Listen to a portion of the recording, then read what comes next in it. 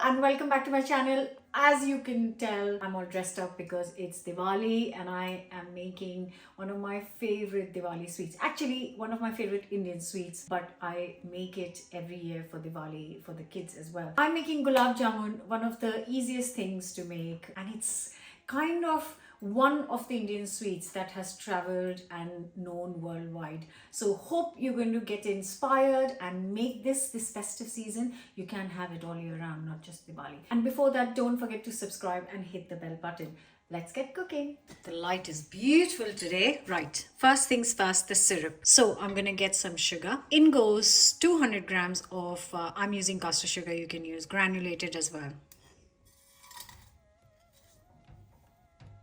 And it's got to be the same amount of water. So 200 grams of sugar, 200 grams of just tap water.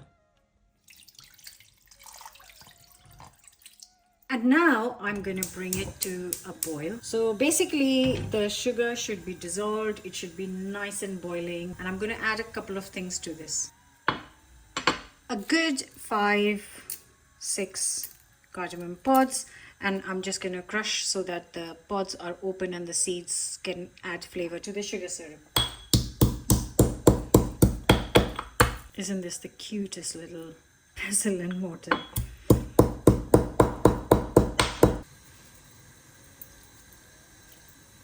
And I also like to add a bit of rose water, so a teaspoon of that goes in. And while that is coming to a boil, I will put together the ingredients for the actual dough. Actually, what I'm going to do is I'm going to move the syrup in on this hob. Actually, it can go in the front one, smaller one, because it doesn't need high heat. And on this hob, I'm going to get some oil starting to heat up for frying the gulab jamun. So here's the syrup just simmering away, very low heat. I don't want it to become very kind of caramelly. And here is my oil ready and heating up, very low heat. So I'm going to get the ingredients for the dough right here. So I'm going to start with 100 grams of milk powder. Now you can't use semi-skimmed because it needs to be full fat milk powder, and you can get them easily in supermarkets or in Asian shops as well. Next goes in 40 grams of plain flour. Next goes in half a teaspoon of baking powder. Give it a mix. Now I just need a tablespoon for all the rest of the ingredients. So a tablespoon of, look, this is my homemade ghee which was in the fridge. I've just melted it in a microwave. It smells so good. Homemade ghee is the best. Just a mix to give like a crummy texture. Next, a tablespoon of yogurt, just using natural yogurt. Now I need 4 tablespoons of milk.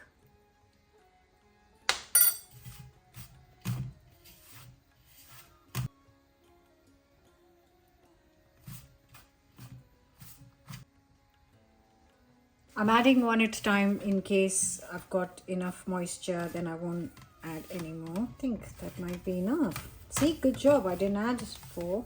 Now, just for a minute, you need to use the palm of the hand bit here to kind of smoothen it out.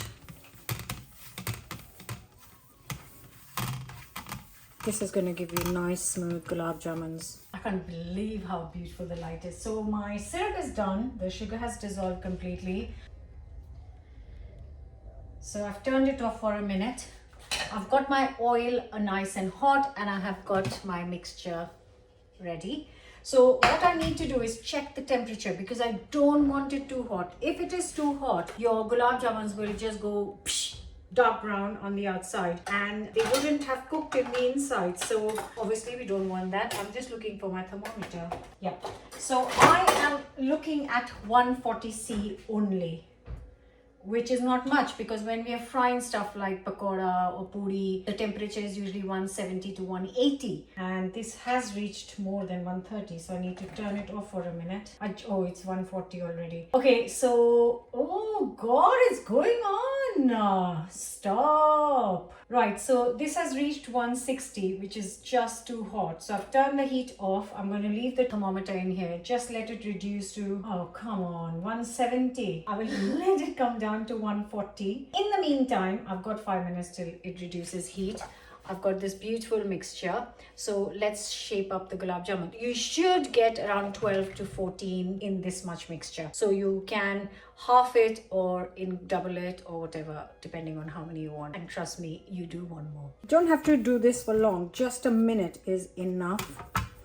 And like I said, it ensures that your gulab jamuns are nice and smooth. So I'm gonna get 8 on each side. I'm not going to weigh or anything. It's just going to have to be by eye. You know, because I've used homemade ghee, this smells so lovely. I cannot tell you. Seriously, shop bought ghee does not come close to homemade ghee.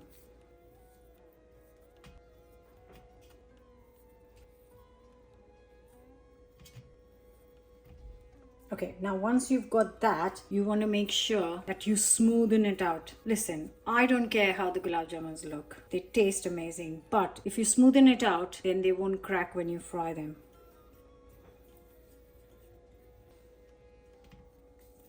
And while our oil is cooling down, I can get these done. I'm gonna do it in 2 batches because I don't want to overcrowd the oil. Such a quick gulab jamun in less than 30 minutes. I would love to know what is the one sweet, Indian sweet without which it's not Diwali for you. Like you have to have that for Diwali to make it complete. I would love to know that. So let me know in the comments so I can find out what makes it special for you. So temperature is still 150. I am kind of really losing patience. I want to eat them now. I'm going to put them in because once I put them in, the temperature will go down anyways. So let's go for it.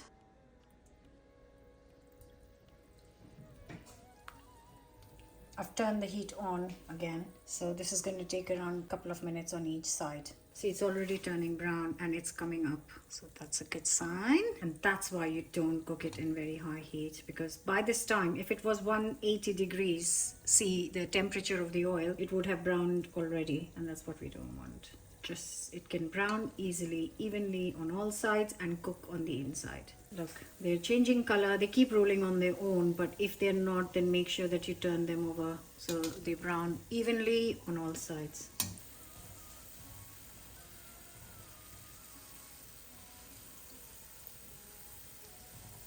See, that's why this is the only thing you have to be patient about, not to cook them on high heat. Right, let's get this back on. So these are looking ready. Oh gosh, not a single crease on these gulab jamuns, not a single crease. And that's only because we kind of kneaded it for a minute. So they come out and they go straight into the syrup.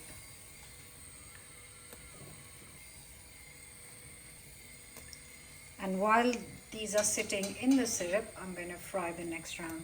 So you don't need to cook it. Now turn the heat off because this is, hot enough now. And then just let them sit. Just make sure that you turn them over so that they kind of soak the syrups on both sides. And I've got the next round in. They are so soft. Like, now I'm going to take these out. They've had a couple of minutes.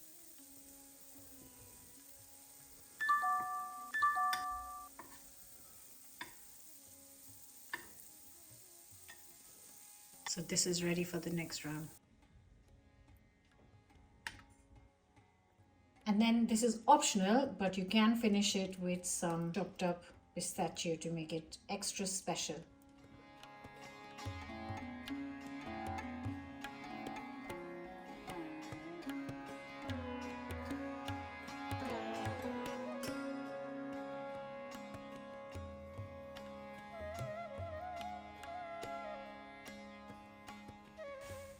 And that's it, guys. The gulab jamuns are ready in less than 30 minutes. So you have no excuse. You must make them this Diwali or any other time. Hope you will enjoy it.